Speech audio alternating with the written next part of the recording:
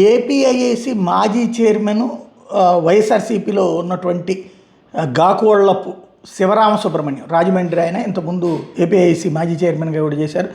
తన కొడుకు పెళ్ళి జరిగితే అక్కడికి జగన్మోహన్ రెడ్డి అటెండ్ అవ్వడం, పెద్ద ఎత్తున కార్యకర్తలు అక్కడికి చేరుకోవడం, జగన్ ఆడిగిపోయినా ఏ రాష్ట్రంలో అది బెంగళూరులో జరిగిన, చెన్నైలో జరిగిన, హైదరాబాద్లో జరిగిన వచ్చే జనం అక్కడ ఫుల్గా కనబడ్డారు.